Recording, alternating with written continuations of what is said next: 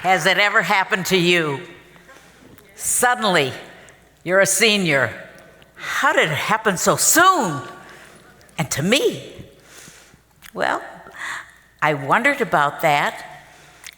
I was at the airport a number of years ago. Got off the plane wearing blue jeans, pulling my carry-on, walking briskly.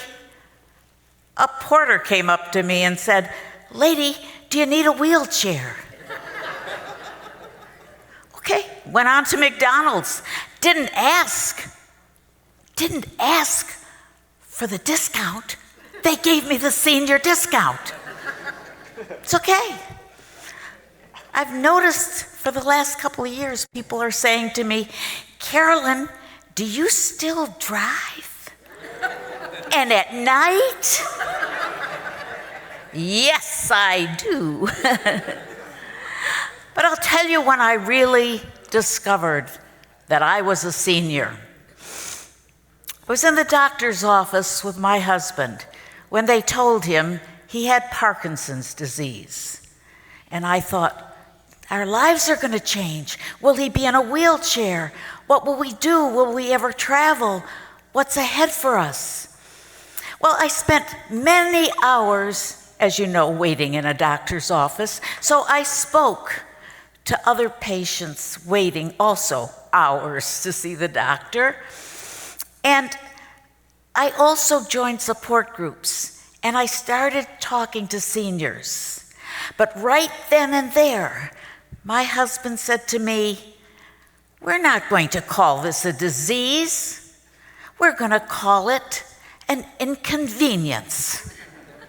I don't like the word disability. It's an inconvenience.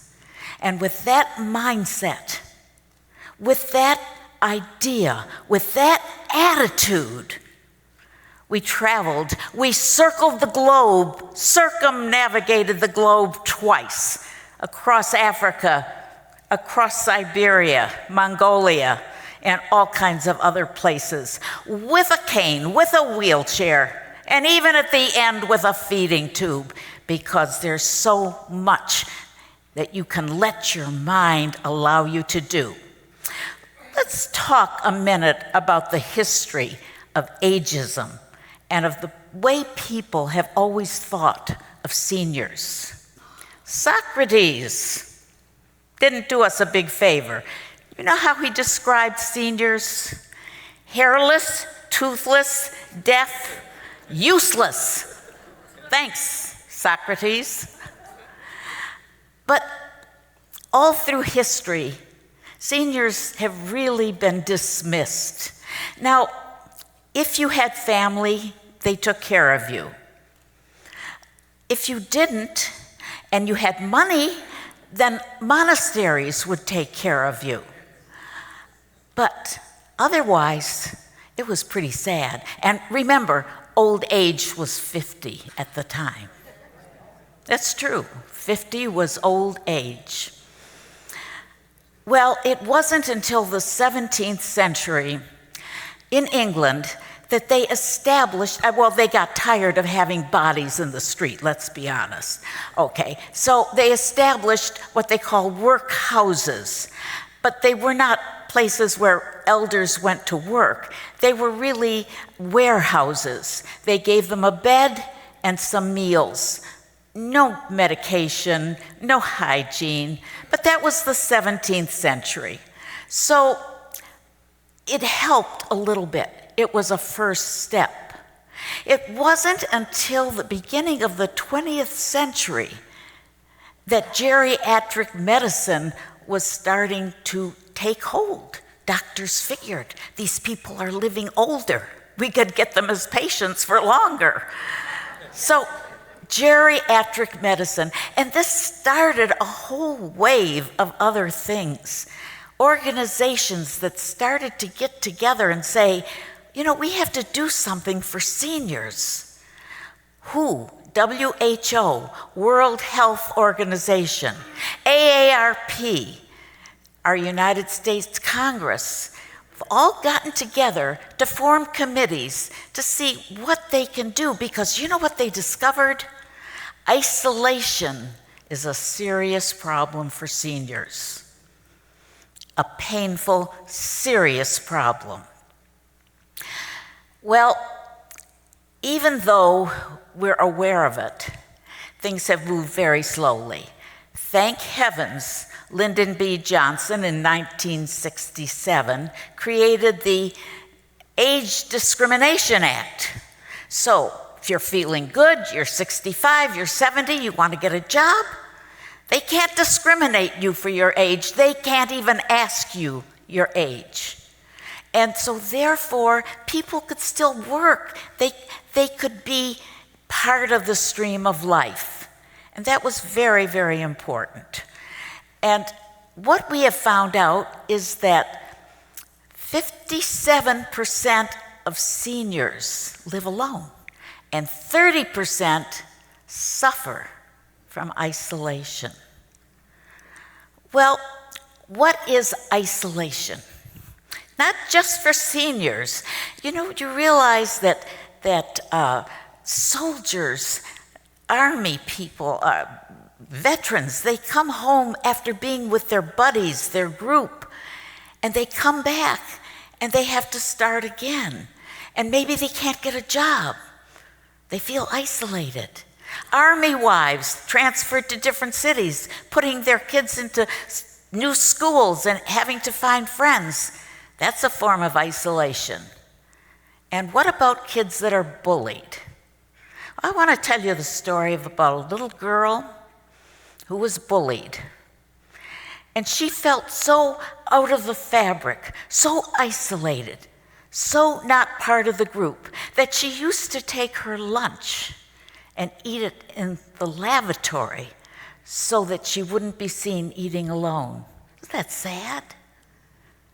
Do you realize how isolation, which is loneliness, isolation is a very painful thing, and physical and mental problems develop. You're much more prone to a stroke, a heart attack, and dementia.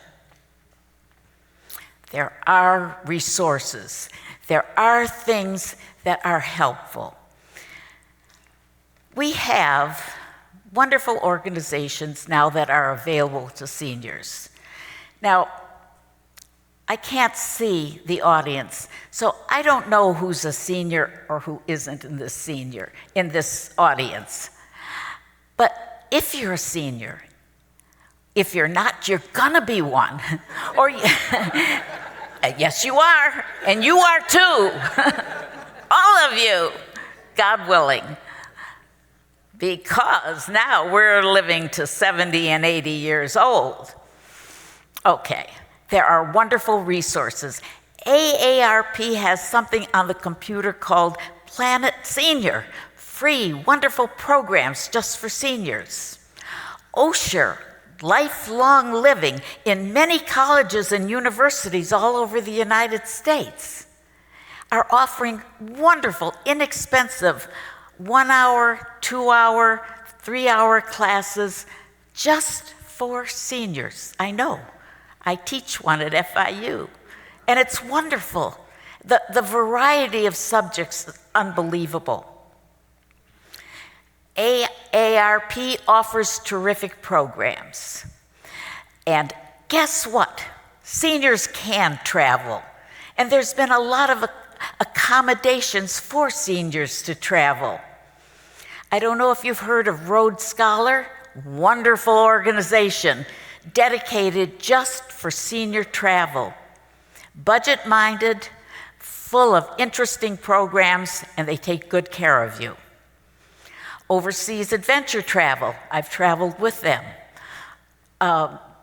Gate One, another terrific organization, travel company that really provides comfortable travel for seniors.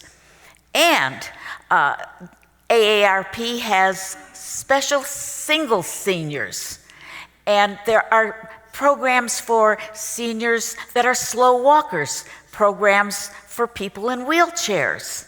They're available on the internet. There are wonderful programs. They're available. So I'm asking you, if you're not a senior, or you're about to be one, or you know someone that is, tell them, let them know about these things. See, seniors are slow to want to make change. They really don't want to change things too quickly, and they don't want to take a risk. I'm taking a risk right here talking to you. Anything can happen. My first speaking engagement in Miami, good hair day, knew what I was going to say, felt something soft around my ankles. It was my skirt. If you think I was embarrassed, you should see the audience. But they always tell you, give everything to your audience. I gave too much that day. Very important thing you can do. Oh, by the way, are you aware that there's a Gen Y and Gen Z, and they speak a different language, and you need a Rosetta Stone to understand them? My grandson said to me, "Grandma, you've got Riz."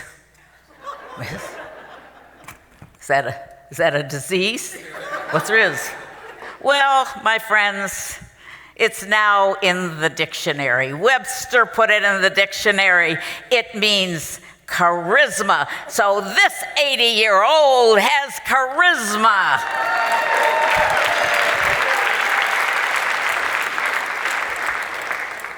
Growing old is not optional. Acting old is your decision. Right. I hear your response. Thank you. Thank you for agreeing with me. It is your mindset. You don't have to act my age. You don't have to act your age.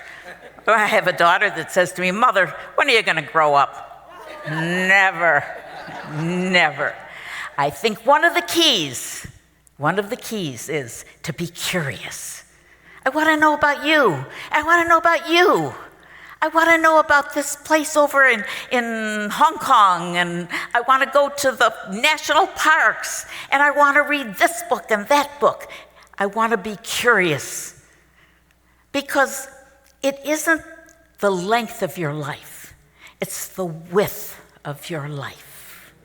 What you put into giving to others, being enthused, stepping out of that comfort zone and taking a risk. So I would like to quote from Scripture. For everything, for every person, there is a season. This is your season.